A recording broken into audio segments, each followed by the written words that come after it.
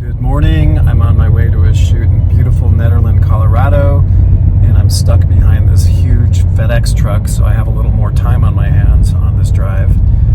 But I was thinking about 3 ways in what it is to be a successful interiors, architectural, real estate photographer, commercial photographer. And obviously money is sort of, one of the litmus tests. If you're making good money, that's, obviously a metric of success. But I was also thinking about, what does it really mean to cross the threshold of being a successful professional photographer in those fields? And I don't know if this really applies to weddings, because if you have repeat clients in weddings, then you may want to question those clients, obviously. So the first way, I'm going to pass this guy. Hold on. All right, now we're making some good time. All right, so the first way that I thought, really, it's a subtle word shift, but it's one word really, that if your clients refer to you as my photographer instead of a photographer, I think that's a sign that you've made it. And if these clients are providing you a pretty good amount of business and they almost refuse to use anybody else, that's a good sign.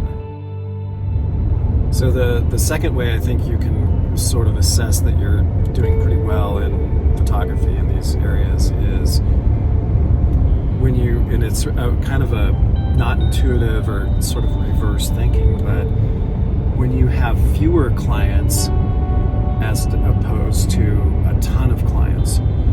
Because especially in real estate and architectural, that comes later, but real estate specifically, in the beginning, you're shooting for anybody and everybody. You'll take business wherever it comes from. And it's a burnout, but it's sort of like the McDonald's of real estate. You'll take the little apartments and the condos and whatever, but nothing bad about that. That's a place to start. But it's volume over quality. And I think that you can say that you're successful when you have, you can count on 2 hands how many clients you have, and they're providing all of your business and you're making a living from that. So I'll finish by saying, a little bit of humility for all of us is, even if you think you've made it or you have, there's always somebody better than you. And I'm not the best in my field. Unless you're the absolute top person in your field, which is subjective, there's always somebody better than you. And that's a good thing, because that gives you something to strive for. It gives you a reason to get up every single day and improve and try to perfect your craft. And progress is only made outside of your comfort zone.